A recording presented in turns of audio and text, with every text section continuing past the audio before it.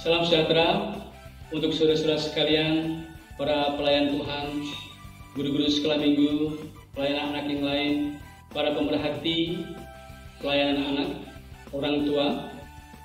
Apa kabar hari ini? Semoga semua dalam keadaan sehat dan luar biasa karena pertolongan Tuhan. Didik Indonesia mempersembahkan materi pembelajaran secara daring untuk meningkatkan efektivitas saudara melayani anak. Pelayanan anak yang menyenangkan, tapi juga memuridkan. Kami persembahkan, semoga menjadi berkat bagi Bapak Ibu sekalian.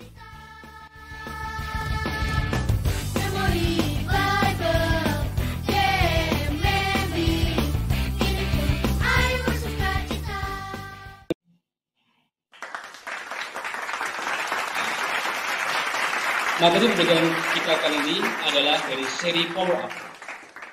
Seri Power Up adalah untuk meningkatkan kemampuan Bapak Ibu sekalian, saudara-saudara, teman-teman, pelayan-pelayan anak untuk bisa memiliki dasar yang kuat untuk pelayanan anak.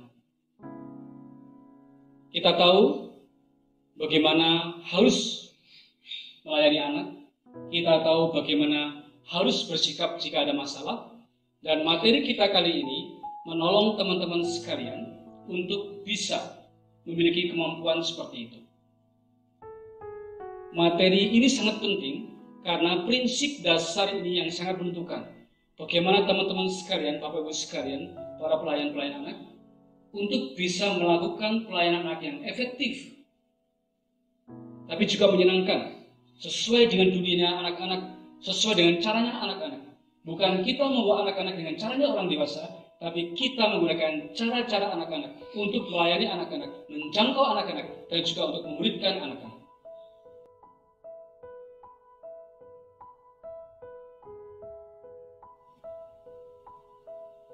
Pada tahun 2016, Universitas Oxford mempublikasikan hasil penelitian mereka.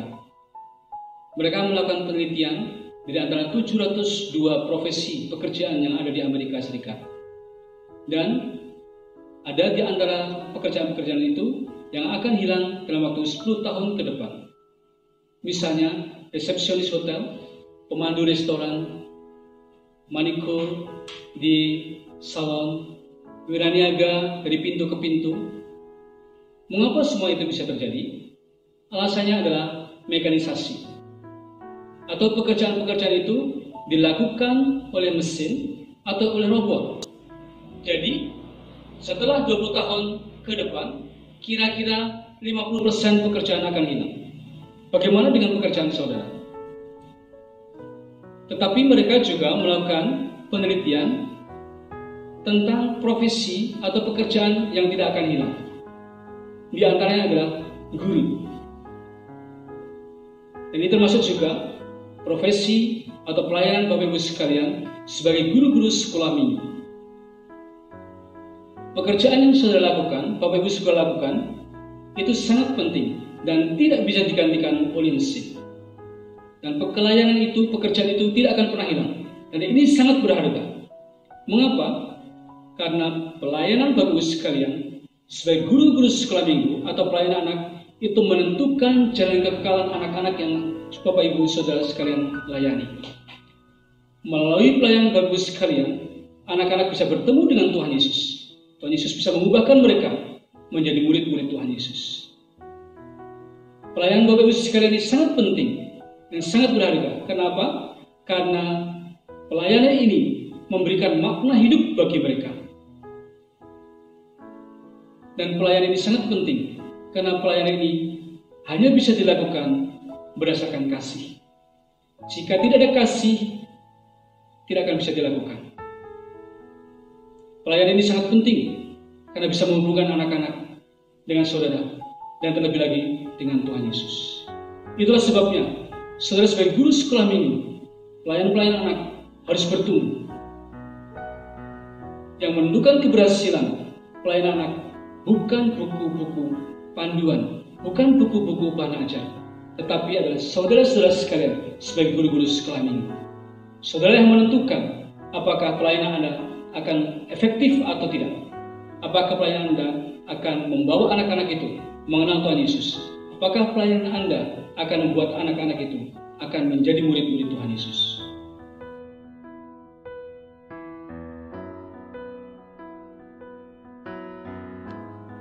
Sekarang kita akan belajar tentang prinsip dasar pentingnya pelayanan anak, pentingnya penginjilan kepada anak-anak. Satu prinsip yang sangat penting yang harus kita ingat adalah tidak ada anak-anak yang disebut sebagai anak-anak, tetapi ada anak-anak yang disebut sebagai manusia. Ini adalah prinsip yang sangat penting, prinsip dasar dari Mebik memandang anak-anak. Mungkin kita terkejut bahwa kata anak-anak bisa memberikan kesan bahwa kita memandang rendah anak-anak, meremehkan atau bahkan mengabaikan anak-anak. Misalnya, sering kita mendengar kata, kan cuma anak-anak, alah itu kan cuma anak-anak kecil, enggak apa-apa lah, kan yang kita layani anak-anak, enggak apa-apa lah, udah gini-gini aja. Dan inilah yang seringkali kita lihat, seringkali dilakukan oleh orang-orang yang melayani anak-anak. Kalau kita betul-betul memahami prinsip dasar ini, maka ketika kita mengalami masalah dengan pelayanan anak kita, ketika kita mengalami kesulitan dengan pelayanan anak kita bisa menemukan jalan keluarnya. Mengapa kita menggunakan kata anak-anak?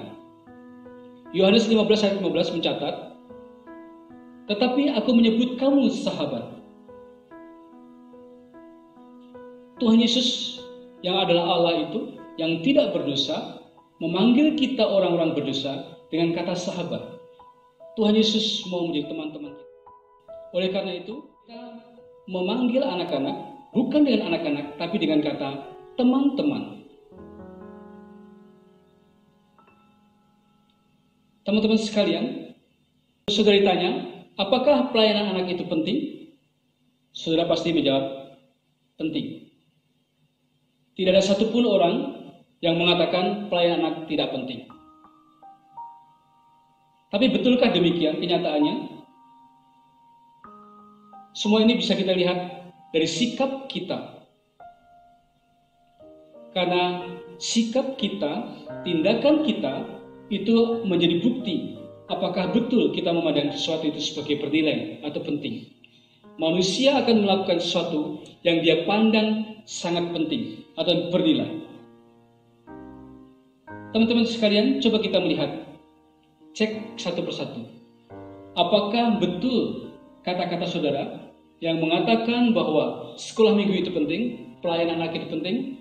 Mari kita coba lihat satu persatu. Yang pertama, siapakah pemusik di pelayanan anak? Kalau saudara melihat pelayanan umum orang dewasa, pemusiknya adalah orang yang luar biasa, yang berlatih luar biasa, yang diikutkan pelatihan untuk menjadi pemusik. Mereka yang terbaik yang melakukan pelayanan di ibadah dewasa. Tetapi siapakah yang menjadi pemusik di pelayanan anak-anak?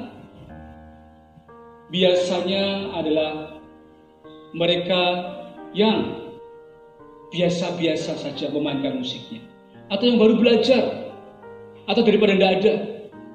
Karena banyak juga pelayanan anak-anak yang tidak ada pemusiknya, tidak ada musiknya. Apakah ini menunjukkan bahwa kita memandang mereka sebagai pribadi yang penting untuk kita layani?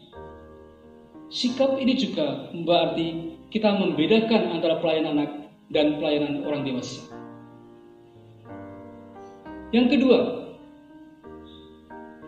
siapakah penyampai firman di pelayanan anak kita? Kebanyakan yang menyampaikan pelayanan anak tempat kita adalah mereka yang diberi tugas berganti-gantian setiap hari Minggu dari antara guru-guru sekolah minggu, atau mereka yang ditunjuk untuk menyampaikan firman Tuhan. Teman-teman sekalian, kita coba bandingkan dengan pelayanan orang dewasa. Siapakah yang menyampaikan firman di pelayanan orang dewasa, di ibadah orang dewasa? mereka adalah orang-orang yang sudah dilatih secara khusus untuk menyampaikan firman Tuhan. Karena firman Tuhan ini sangat penting. Firman Tuhan ini yang bisa mengubahkan kehidupan seseorang. Di ibadah dewasa yang menyampaikan adalah pendeta, istri pendeta, penginjil, atau orang-orang yang secara khusus dilatih untuk menyampaikan firman Tuhan. Bagaimana dengan kondisi di sekolah minggu? Mereka tidak dilatih untuk menyampaikan firman Tuhan. Mereka tidak disiapkan secara khusus untuk menyampaikan firman Tuhan. Mengapa ada perbedaan? Yang ketiga, tentang tempatnya. Ibadah dewasa seringkali dilaksanakan di tempat yang bagus, full AC, tempat yang nyaman buat mereka. Tapi bagaimana dengan anak-anak? Seringkali anak-anak ibadahnya di tempat yang kecil, sempit, di ruangan tertentu. Jadi mereka tidak bisa melakukan ibadah secara bebas, secara nyaman. Dan inilah sebuah perbedaan. Yang berikutnya, bagaimana dengan persembahan? Teman-teman sekalian, ketika teman-teman sekalian berada di ibadah anak-anak, seberapa besarkah persembahan saudara-saudara? Apakah lebih kecil? Apakah lebih besar? Atau sama? Atau bahkan mungkin tidak memberikan persembahan sama sekali? Ketika kita memberikan persembahan, kita mengajar anak-anak untuk bisa mengerti apa itu ibadah. Persembahan yang diberikan kepada Tuhan dengan cara yang benar. Tapi ketika saudara-saudara memberikan persembahan, bahkan tidak memberikan persembahan pada saat saudara berada di pelayanan anak, pada saat saudara berada di sekolah minggu, itu artinya saudara membedakan pelayanan itu. Ini dulu beberapa contoh. Kalau saudara lihat bahwa apa yang kita katakan bahwa sekolah minggu itu penting, ternyata pada kenyataannya tidak. Sekolah minggu dilakukan seringkali hanya supaya tidak mengganggu ibadah orang dewasa. Mungkinkah pernah kita berpikir bahwa kadang-kadang ibadah orang dewasa juga mengganggu anak-anak beribadah, disuruh cepat-cepat selesai karena sebentar lagi ibadah orang dewasa. Tidak boleh nyanyi keras-keras karena mengganggu ibadah orang dewasa. Jadi kadang-kadang juga pelayanan anak itu dilakukan hanya sekadar untuk menitipkan anak-anak, menjadi tempat-tempat penitipan supaya orang dewasa bisa ibadah dengan baik, dengan nyaman, tidak terganggu. Dan sikap-sikap seperti inilah yang perlu kita ubah. Mereka adalah anak-anak yang perlu juga dilayani. Mereka juga membutuhkan Tuhan Yesus, dan mereka juga punya hak untuk bisa dilayani dengan luar biasa. Jadi prinsip yang pertama, tidak ada anak-anak yang disebut sebagai anak-anak, tetapi ada anak-anak yang disebut manusia. Mereka juga adalah manusia. Mereka juga layak untuk dilayani dengan sebaik-baiknya. Tapi mereka juga manusia yang berdosa, yang harus berjumpa dengan Tuhan Yesus. Mereka harus percaya pada Tuhan Yesus untuk bisa diselamatkan.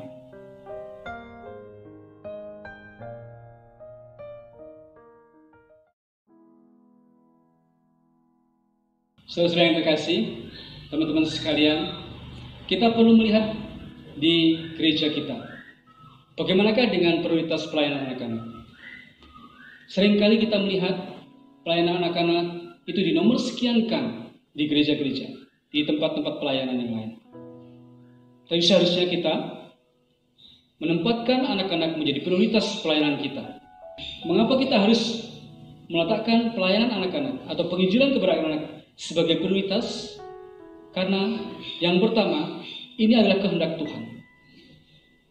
Yang kedua, pelayanan anak akan menjadi berkat bagi gereja, bagi pelayan Tuhan, dan juga bagi keluarga anak-anak. Yang ketiga, kalau kita tidak melakukan pelayanan anak dengan sungguh-sungguh, anak-anak akan binasa. Kita akan melihat yang pertama, kehendak Tuhan. Di dalam Alkitab ada lebih dari 1.400 janji terkait dengan anak-anak. Matius pasal 25 mengatakan, apa yang tidak kamu perbuat untuk orang yang paling hina ini, atau yang paling kecil ini, kamu tidak melakukannya untuk aku.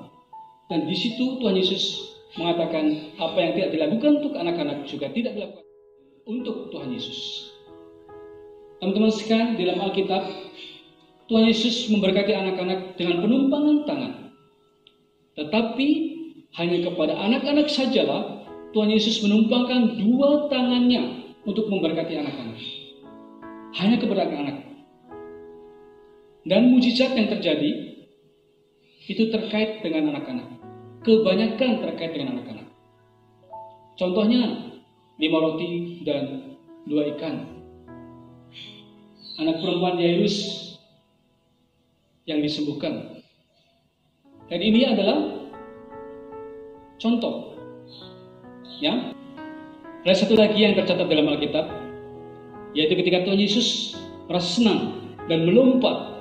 Dan ini hanya tercatat satu kali di dalam Alkitab, yaitu ketika Yesus dipenuhi Roh Kudus, dan Yesus sangat senang ketika kebenaran itu dinyatakan kepada anak-anak.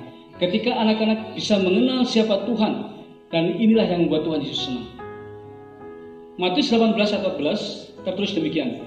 Demikian juga Bapamu yang di surga tidak menghendaki supaya seorang pun dari anak-anak ini hilang. Kehendak Tuhan adalah supaya kita membawa anak-anak kepada keselamatan. Nah, itulah mengapa kita harus memprioritaskan pelayanan anak.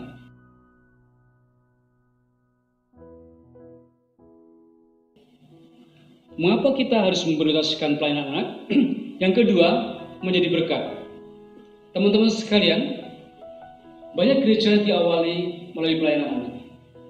Ketika kita bisa membawa anak-anak kepada keselamatan, ketika kita membuat mereka menjadi murid-murid Tuhan, maka mereka membawa jiwa-jiwa lain datang ke gereja kita. Mereka akan membawa teman-teman mereka, bahkan juga membawa orang tua mereka, nenek-nenek mereka, untuk bisa datang kepada Tuhan Yesus. Kami memandang bahwa pelayanan anak ini merupakan pelayanan untuk menjangkau 5 generasi. Ketika seorang anak percaya kepada Tuhan Yesus, dia bisa membawa ayahnya, ibunya untuk percaya kepada Tuhan Yesus. Bisa membawa juga kakek neneknya untuk percaya kepada Tuhan Yesus. Itu sudah 3 generasi. Bagaimana dengan kedua generasi yang selanjutnya? 2 generasi selanjutnya adalah ketika nanti anak itu menikah, memiliki anak, memiliki cucu, maka anak ini ketika nanti sudah dewasa, dia bisa membawa anak-anak datang kepada Tuhan Yesus. Dia bisa membawa cucunya kepada Tuhan Yesus. Jadi ketika kita sungguh-sungguh melayani anak-anak, kita melakukan pelayanan 5 generasi untuk membawa mereka datang kepada Tuhan Yesus. Ketika saudara melihat senyum anak-anak, ada semangat yang ditularkan oleh anak-anak kepada kita. Semangat untuk menjalani hidup ini. Kita bisa melihat sikap anak-anak ketika mereka berada di pelayanan anak kita. Bagaimana mereka, iman mereka yang polos. Mereka berdoa sungguh-sungguh untuk mendapatkan sesuatu dari Tuhan. Bahkan mereka juga mendoakan orang-orang lain. Dan semua ini akan menjadi berkat bagi kita, bagi gereja kita. Allah juga akan memberkati orang-orang yang menjadi anak-anak. Karena orang-orang menjadi anak-anak, orang melayani anak-anak, dia akan secara langsung melayani anak-anak seperti kepada Tuhan Yesus. Jadi berkat ini akan kita terima. Ketika kita menempatkan pelayanan anak sebagai prioritas, maka gereja kita akan bertumbuh. Pendeta Gombe yang menemukan Mebik mengatakan bahwa gereja yang memprioritaskan pelayanan, gereja itu akan diberkati oleh Tuhan. Gereja yang tidak punya pelayanan anak-anak, gereja itu mati, tidak punya masa depan. Karena masa depan mereka ada di anak-anak yang sekarang dilayani. Jadi pelayanan anak-anak kita sangat penting, perlu diprioritaskan. Karena ini juga merupakan masa depan bagi gereja kita. Dan ini bisa menjadi satu bagian dari pertumbuhan gereja kita.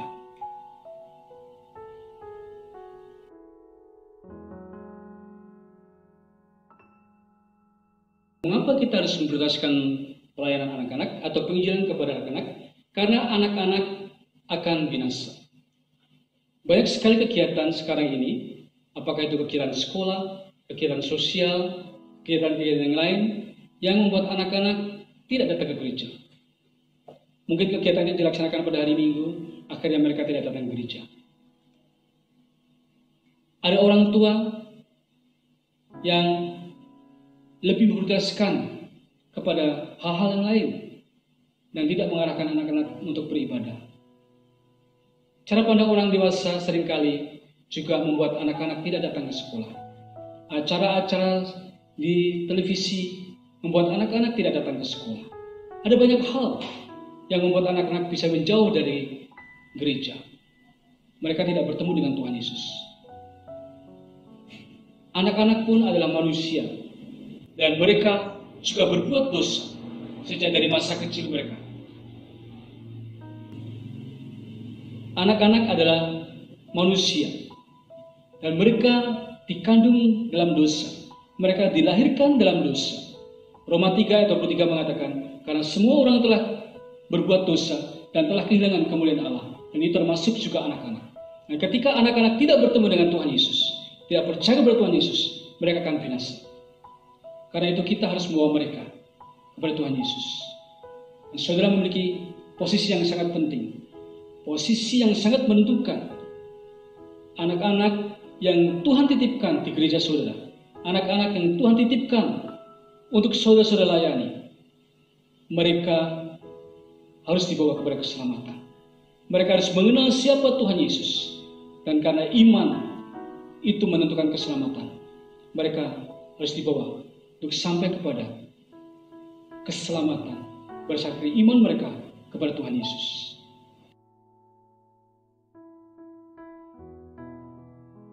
Anak-anak harus diselamatkan. Oleh karena itu, kita harus membuat sekolah minggu kita menyenangkan untuk anak-anak. Mereka mau datang, mereka mendengarkan tentang Tuhan Yesus, dan mereka percaya kepada Tuhan Yesus.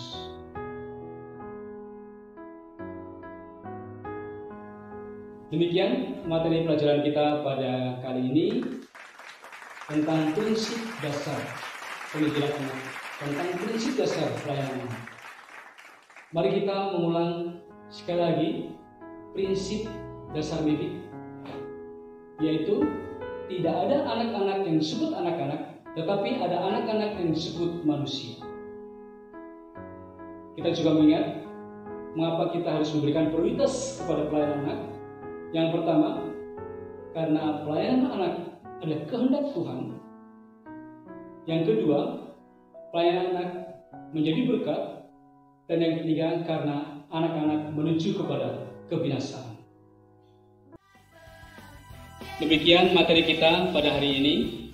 Semoga menjadi berkat bagi Bapak Ibu sekalian dan saudara-saudara sekalian, teman-teman para pelayan anak. Semoga materi ini bisa menciptakan sekolah minggu saudara sesuai dengan dunia anak-anak, dengan caranya anak-anak menyenangkan dan juga memuridkan. Apabila ada permintaan pelayan KBBQ Indonesia, silakan hubungi kontak yang ada di sini. Terima kasih, Tuhan Yesus memberkati.